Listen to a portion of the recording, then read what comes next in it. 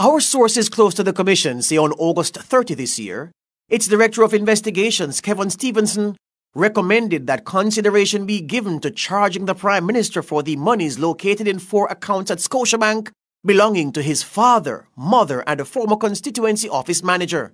2 of the accounts belong to his mother. 1 belongs to his father, and the other to the former constituency office manager. At the time of the probe by the Integrity Commission, the first account for his mother held a balance of approximately 300,000 Jamaican dollars. The second account for his mother had a balance of 67,000 Jamaican dollars. His father's account had 11,000 Jamaican dollars, while his constituency office manager's account had $823. In total, the 4 accounts red flagged by the Commission held a balance of $384,130. That's Jamaican dollars. The Prime Minister told the Commission he had no personal knowledge of the funds in the 4 accounts. He told the Commission that his name was added to the bank accounts as an emergency contact and he had no direct interaction or knowledge of monies in the accounts. The Director of Investigation recommended that Holness be charged by way of omission for making a false declaration to the Commission. But a few days later, on September 2 this year, the Director of Corruption Prosecution, Keisha Prince Kamika, said no. She ruled that the Director of Investigations had not presented a strong enough case to support his recommendation for the Prime Minister to be charged. Prince Kamika says while Holness had a duty to declare the sums, there was not enough evidence to support a criminal charge for intentionally omitting to do so.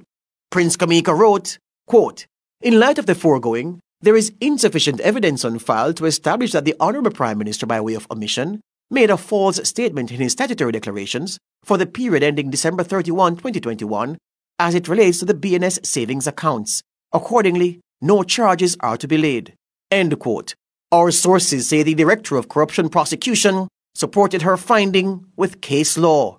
Prince Kamika said the Prime Minister's explanation for the omission appeared greater than any suggestion he intentionally did not include monies in the 4 accounts in his 2021 statutory declarations.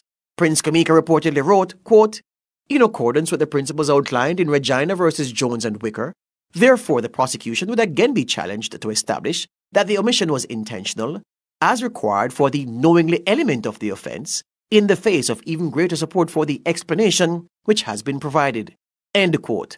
Prince Kamika wrote that additionally, no evidence had been presented to contradict the Prime Minister's explanation in his response to the Commission or to suggest use of the accounts beyond the stated purpose.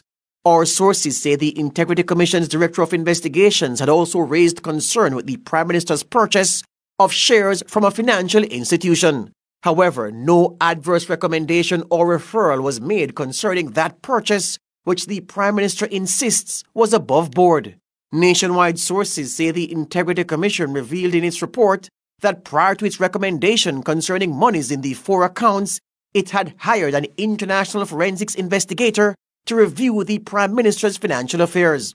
We are told that the foreign-based investigator worked on those matters for about 6 months. It's understood the investigator reported to the Commission that he had found nothing untoward or illegal in the Prime Minister's financial affairs. The Prime Minister's 2021 declarations have so far not been certified by the Commission. It's believed that the Commission's probe into the 4 accounts, 2 belonging to his father, 1 belonging to his mother, and the other to his former constituency office manager, stood in the way of the certification. George Davis for Nationwide News.